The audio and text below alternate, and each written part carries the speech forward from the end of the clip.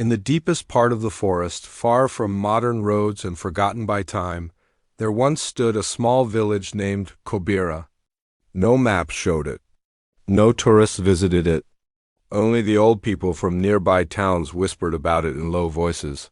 As if even saying the name might awaken something dangerous, Kobira was not poor. The rivers were full of fish. The soil grew endless crops. The people lived quietly, peacefully, and in complete isolation. But they had one rule that was never broken. Never dig beneath the old tree. In the middle of the village stood a massive black tree. Its bark was darker than charcoal, and its roots spread across the village like giant veins. Children were warned to never touch it. Elders held ceremonies near it, but never too close. Many years ago, a traveler once asked an old woman, "Why is this tree so feared?"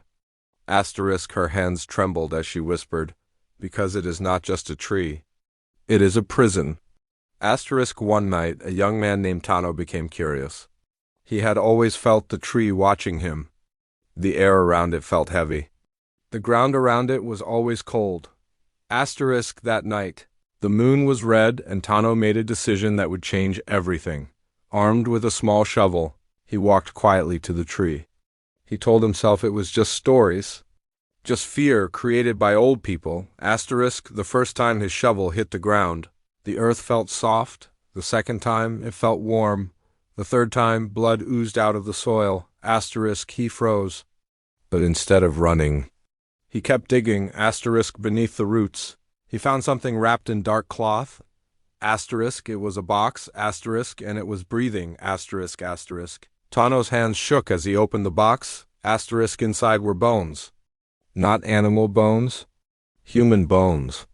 Small ones. Twisted ones. Burned ones. And a stone mask. The moment he touched the mask, the forest went silent. No insects. No wind, no birds, only breathing from deep inside the earth. That night, strange things began happening in Kobira. Dogs refused to bark. Babies cried without stopping. Shadows moved where no light existed. Elders gathered near the tree in panic. One of them, old Nuru, said something that no one expected. The seal has been weakened. Another elder shouted, "Then we must do it again."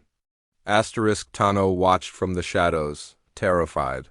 He didn't understand what seal they were talking about. That night, the elders carried something heavy toward the tree. It was wrapped in cloth. It was moving, it was alive.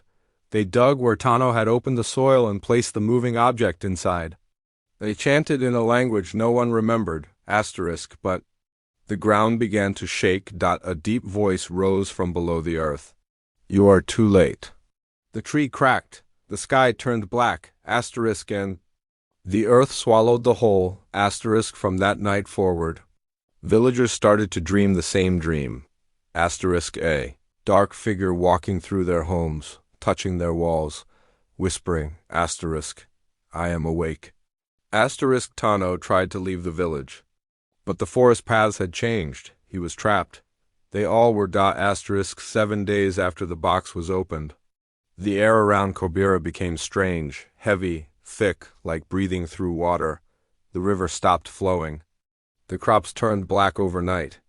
The tree's roots started crawling across the ground like snakes. The elders gathered everyone in the village. We kept a secret, they confessed. We buried a darkness long ago. We fed it with silence. Years ago, something fell from the sky, not a star, not fire, but a shadow. It destroyed nearby lands. They trapped it, they buried it, they planted the tree on top. And as long as no one disturbed it, the world was safe. Tano realized the truth. He had opened a prison, that night. The sky had no stars, only darkness. Shadows rose from the tree's roots. The earth opened in cracks. Houses began sinking slowly into the ground. One by one. Villagers disappeared, no screams, no chaos, just silence. Tano ran toward the forest, screaming for help, but the trees closed in, branches twisted, roots rose from the ground like hands, and he heard the voice again. Asterisk, you freed me. Asterisk, the last thing Tano saw was the tree falling, not forward, but downward, into a hole that had no bottom. Years later, a group of researchers followed ancient stories about a missing village. Asterisk, they found the location, but there was no village, no houses, no roads, only a perfectly round empty land. And a massive black hole in the center. They dropped a camera inside. It never reached the bottom. Asterisk, at night, the camera picked up whispers. Asterisk, still hungry, still watching, still awake. Locals say the forest around that land is cursed. If you stand too close, the ground feels warm. If you stay too long, you hear breathing, and sometimes footprints appear behind you. Asterisk, but there is no one there. No bodies were ever found. No bones, no signs of blood. The village did not get destroyed. Asterisk, it did not get attacked. It was not kidnapped. It was taken. Asterisk. And the secret they tried to bury is still alive, waiting, listening, and if you ever see a black tree standing alone in the forest, do not touch it, do not dig, do not ask questions, because some secrets are buried, not to be hidden, but to protect you. Years passed after the disappearance of the village of Kobira. The world moved on. New roads were built. Cities grew. Technology advanced. But the forest where Kobira once stood remained untouched. Asterisk, no birds nested there. No animals passed through. Asterisk, it was a dead place. Surrounded by living trees. Asterisk, one night, a young satellite operator named Evan noticed something strange while monitoring forest regions. A heat signal. Asterisk, deep inside an area that should have been cold. Empty and silent. The temperature was not normal. It was rising and falling. Like breathing, Evan reported it, but his supervisor laughed. Probably faulty data, they said. Asterisk. But the next night, it appeared again, and this time the heat formed a shape, not random. Asterisk, perfectly round, like a massive underground heartbeat. Evan became obsessed. He searched old records and found stories about a vanished village. Asterisk, he found the name Kobira. A small team of explorers and scientists traveled to the cursed land. They sealed their equipment, set up cameras, asterisk, and drilled a small opening at the edge of the black hole. Asterisk, as soon as the drill pierced the ground, the forest went silent. No wind, no insects. No sound. The camera was lowered slowly. Asterisk, the walls inside the hole were smooth. Not like dirt. They looked burned, charred. Asterisk, when the camera reached deep enough, they heard something through the audio feed, breathing, slow, heavy, not human. Asterisk, then a whisper. Asterisk, you came back? The camera feed began to glitch. Shadows moved across the lens. Asterisk, and for a split second, faces appeared, not peaceful faces, faces twisted in fear. The villagers, they were not dead. Asterisk, they were trapped forever, watching. Waiting. One old recording was found buried in government archives. Asterisk, it was older than technology should allow. A voice spoke in a shaking tone. Asterisk, we didn't bury a monster. We buried a god. The shadow that fell long ago was not evil. It was hungry. Asterisk, it fed on fear. It drank silence. It loved secrets. The people of Kobira didn't protect the world. They fed it. Asterisk, for generations. They sacrificed their peace so the rest of the world could live in light. But when Tano opened the seal, there was no more agreement, no more balance. Asterisk, and the god below awoke, angry, free, awake. The team tried to leave. Asterisk, but their cars wouldn't start. Their radios only played whispers. Their phones displayed the same message over and over. Asterisk, do not leave. Asterisk, footprints appeared in the dirt. Asterisk, behind them, beside them, but no one was there. Asterisk, one by one, they disappeared. Asterisk, no cameras captured it. No screams were heard, just silence, just shadows. Asterisk, only one camera survived. Asterisk, and its final recording said, asterisk, if you're watching this, don't go looking for Kobira.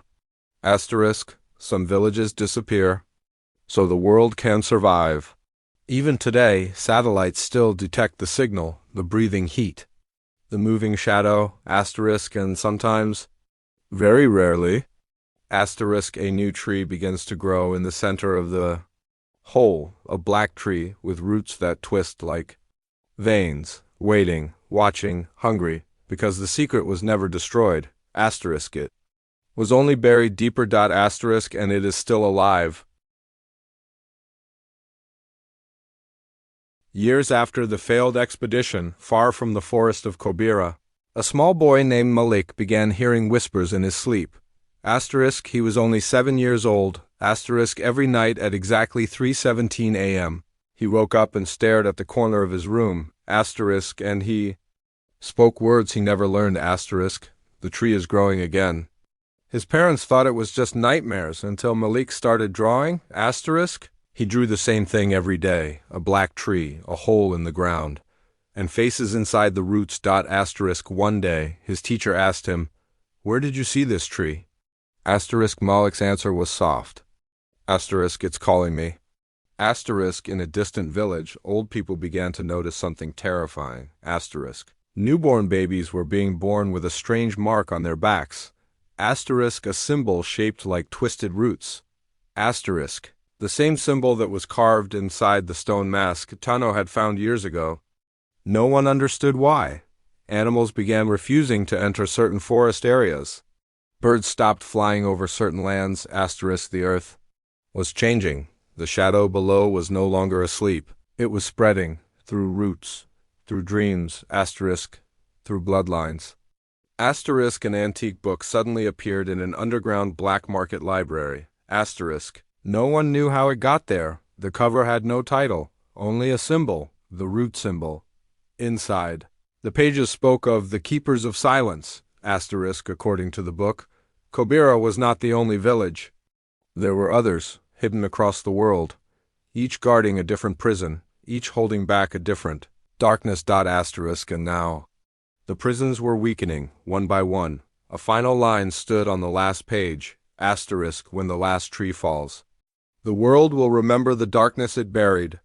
Asterisk, asterisk, asterisk, one night, every black tree across the world began shaking. Asterisk, roots moved beneath cities.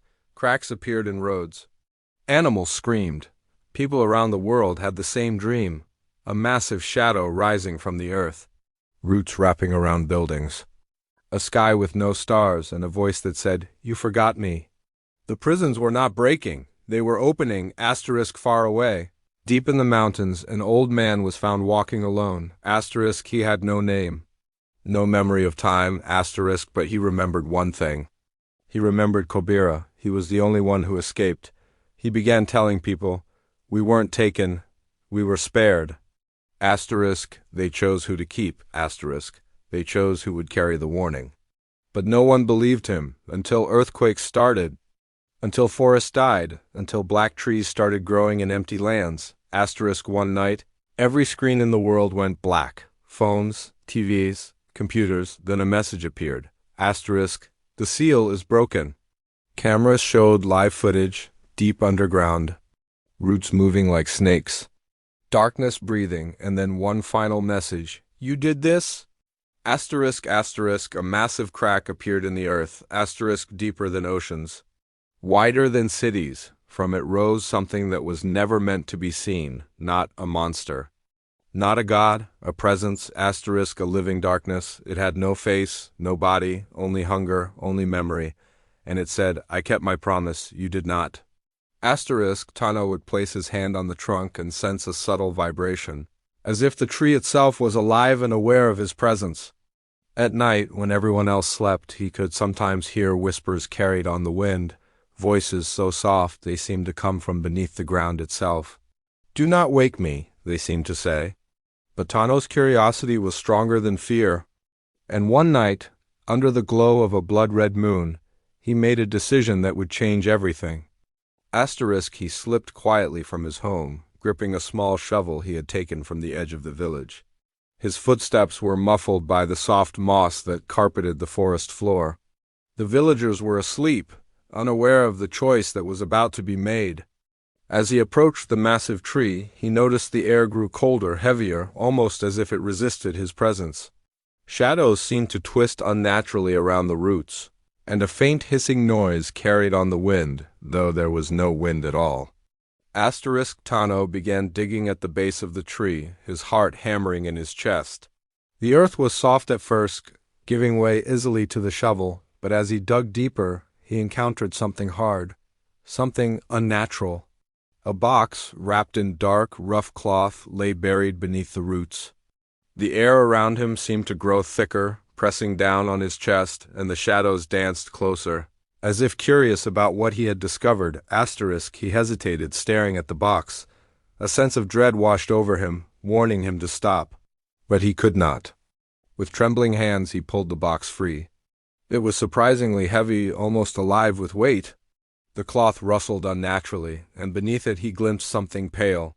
Something that looked disturbingly like bone. Tano's fingers brushed the surface, and immediately the forest fell silent. No crickets chirped, no wind stirred the leaves, no river gurgled. Only a heavy, almost sentient silence. And then he heard it, a whisper from beneath the roots, a voice older than time itself. "You should not have come?" His hands shook violently as he opened the box. Inside were fragments of bones, twisted and blackened as if burned by some unseen fire. And resting atop them, a mask carved from dark stone, shaped like a twisted human face with empty eyes that seemed to stare into his soul. The moment he touched it, a cold wind shot up from the earth, carrying with it a whisper that slithered into his mind. "I am awake."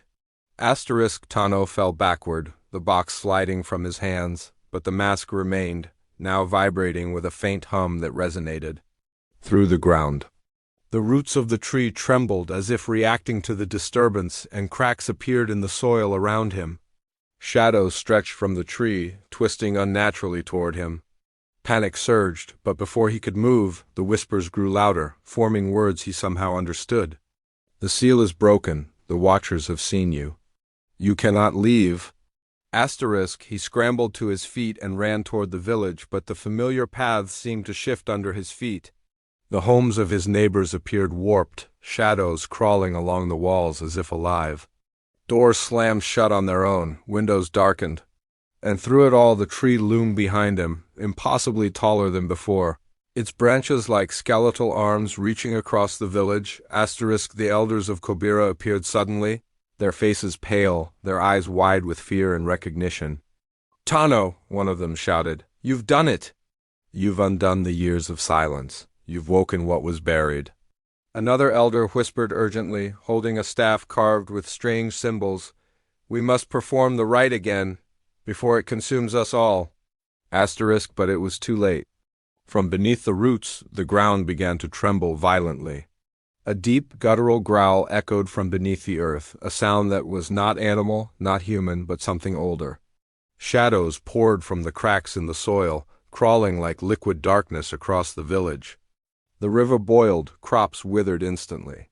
And even the sky seemed to darken unnaturally. Tano fell to his knees, his mind racing, trying to understand what he had done. The whispers returned, now multiple voices speaking at once, chanting in a language he could not comprehend. "You freed me, you opened the gate, the world will remember. Only in fear." As the night stretched on, the village of Kobira was no longer recognizable. Trees twisted unnaturally, houses groaned as though alive, and the roots of the black trees snaked outward, wrapping around anything in their path. The elders chanted desperately, attempting to seal the darkness, but with each incantation, the shadows only grew stronger, the air heavier, and the whispers more insistent. And in that moment, Tano realized the horrifying truth. The village had never been safe. The black tree had been a prison, not a protector. And by disturbing it, he had released something that had waited for centuries, something that could not be reasoned with. It did not hunger for life, nor for wealth, nor for power. It hungered for silence, for obedience, for souls willing to carry its story. By the time the sun rose, the village was gone. Not destroyed, not burned, not abandoned, gone. The river flowed again, but it carried nothing of the village. No footprints, no debris, no sign of the villagers. Only the black tree remained. Impossibly intact, its roots crawling across the land like veins feeding an unseen body beneath the soil. And somewhere in the shadows, the whispers continued, waiting for the next curious hand to disturb the darkness. Years had passed since the disappearance of Kobira, but the forest where it once stood remained untouched, almost sacred in its emptiness. The surrounding villages avoided the area, passing down stories of a black tree that was alive, of whispers that could be heard on windless nights, and of people who ventured too close and were never seen again. Travelers who came near often reported feeling watched, their hearts pounding for no reason, their footsteps heavy as if the forest itself resisted their presence. Meanwhile, far from the forest, a man named Evan, a young satellite technician working for an environmental research organization, began noticing anomalies. His instruments detected faint heat signatures deep within the supposedly uninhabited forest. At first, the signals were subtle, barely noticeable, but night after night, they pulsed in a rhythm so regular it seemed almost alive. Something was moving beneath the earth. Something breathing. Curiosity gripped him. And despite warnings from his colleagues, Evan assembled a small team of explorers, scientists, and folklore researchers. They prepared cameras, thermal sensors, drones, and underground probes. They were determined to find the source of the anomaly, unaware that curiosity had been the downfall of many before them. When they arrived at the forest, an unnatural silence greeted them. No birds sang. No animals scurried. Even the wind refused to blow. The forest floor was dense with moss and roots, but there were no footprints, as if no human or animal had stepped there in centuries. And in the center, impossibly, stood the black tree, larger than any living memory could imagine. Its branches stretched toward the sky like skeletal hands, and its roots slithered across the ground like dark serpents. As the team set up their equipment, the air grew heavy, pressing on their chests. The temperature dropped rapidly, their breath forming clouds in the cold, still air. The black tree seemed to pulse, as though aware of their presence. Shadows lengthened unnaturally, stretching across the ground toward the newcomers. And the rustling of leaves sounded almost like whispers of warning. Evan sent a small drone hovering near the roots, its lights illuminating the strange patterns etched into the ground. It captured glimpses of objects half buried in the soil, fragments of what looked disturbingly human, burned and twisted as if centuries of corruption had formed them into something unrecognizable. The camera feed flickered, showing faces for brief seconds, pale, hollow-eyed villagers staring silently, their mouths frozen in silent screams. Suddenly the ground trembled. The earth groaned as if awakening from a deep slumber. Roots shifted violently, curling around each other and rising above the soil like writhing snakes. A deep, guttural sound resonated from beneath the tree, a sound not of this world. The team froze, fear rooting them to the spot. From the darkness between the roots came a whisper, not audible in words, but in feeling, a weight pressing against their minds, filling their thoughts with dread.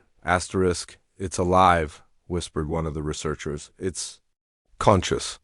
And then it spoke, not in a voice of flesh, but in a chorus of echoes that seemed to originate from everywhere at once. You came. You opened the way. You freed me. Evan's heart stopped. He tried to speak, but the words caught in his throat. The drone's camera feed began glitching, showing rapid flashes of the village as it had once been, children playing, fires burning, laughter echoing. Then, in an instant, the footage changed to horror, people sinking into the ground, shadows consuming them, roots growing from their bodies as if absorbing them. The black tree's roots began to extend outward, crawling across the forest floor and even toward the explorers. Some roots split open, revealing glimpses of the dark void beneath the earth, a place that seemed infinite, cold, and filled with movement too fast for human eyes to follow. Tiny hands, faces, and pale eyes appeared briefly, clawing at the edges, begging, warning, threatening. Evan realized the terrifying truth. Kobira had not simply disappeared. It had been consumed by something alive beneath the black tree. And now, centuries later, that same force was reaching out again, hungry for more. The whispers intensified, and a sense of despair gripped the team. One by one, each member began to hear voices in their own minds, memories that were not theirs, feelings of fear and regret, flashes of past lives they had never lived. Panic spread. The team tried to retreat, but the forest paths had shifted. The shadows were alive, moving to block their escape. Their own footsteps were swallowed by darkness, and the tree seemed to lean closer, bending impossibly without breaking. One of the researchers screamed as a root, thick as a tree trunk, shot up from the ground, blocking their path and rising toward the sky. Others saw faces pressed against the roots, villagers they had seen in the drone footage, screaming silently, staring directly at them, pleading. Evan tried to calm himself, focusing on his instruments. But the monitors were no longer showing the forest. They displayed visions of the underground world, a labyrinth of darkness and moving shapes, constantly shifting and alive. From below, a presence rose, immense, formless, yet conscious. It was aware of every thought, every fear, and then the voice spoke again, this time louder, reverberating inside their skulls. The seal is broken. The Watchers have failed, and now the hunger begins. As the words echoed, the ground under their feet split open, and a cold black wind rose from the depths. The team screamed as the forest around them seemed to breathe, the black tree's branches stretching wider, casting unnatural shadows that reached far beyond the clearing.